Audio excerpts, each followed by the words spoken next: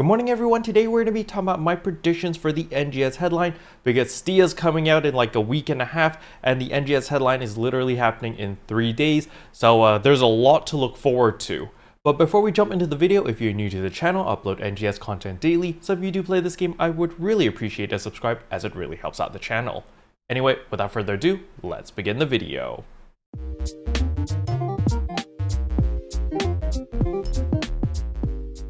So we're going to start off with the things that are confirmed. So as you can see, this is the roadmap. I will leave the link in the description below if you want to go there yourself. But as you can see right here in December, we're getting the NGS third major update. We're getting the new region, which is of course going to be Stia. We're getting our level cap increase to level 70, and we are getting new class skills.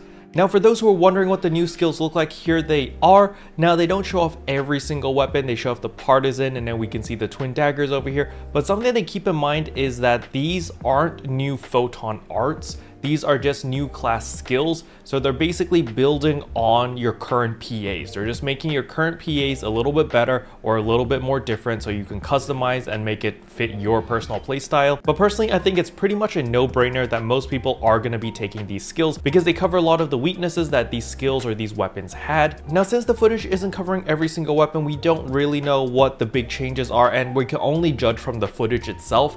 So it's not super in-depth, and I'm expecting to see a lot more information in the coming NGS headline where they're going to give us a little bit more information, maybe even have a dedicated page on the website describing each skill. But then again, they might leave it all for a surprise because they tend to do that pretty often. The next thing that is confirmed is of course the 8-star rarity weapons.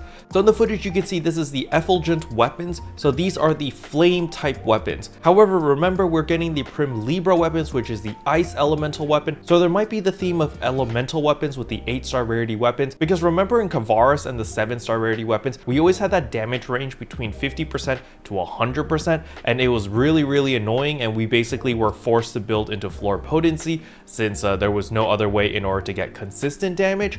Well, I think they're actually going to be changing that with the 8-star rarity weapons. I wouldn't be surprised if the weapons reverted back to their 75 to 100% damage range. However, we do have lowered attack numbers maybe, and instead we have elemental damage, so it's going to encourage people to build multiple weapons based on where they farm. Maybe a specific combat zone has an ice theme around it where you need to use a flame weapon, and another combat zone has a fire volcanic theme where you need to use an ice elemental weapon, so forth and so on. It might go that direction because of the two 8-star rarity weapons which have been confirmed. One is the ice element and the other is the fire element. So it looks really interesting, and this might be a strategy that Sega is trying to implement in order to encourage players to build more different type of weapons so that people don't get bored as easily because you pretty much build one set and you're good for like 6 months.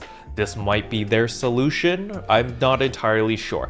I'm not a big fan of this solution, but who knows, maybe they'll make an ultimate weapon at the end where you combine all the different elemental weapons to get like a super crazy strong weapon. Then I'll be down for that, you know, I'm okay with that idea.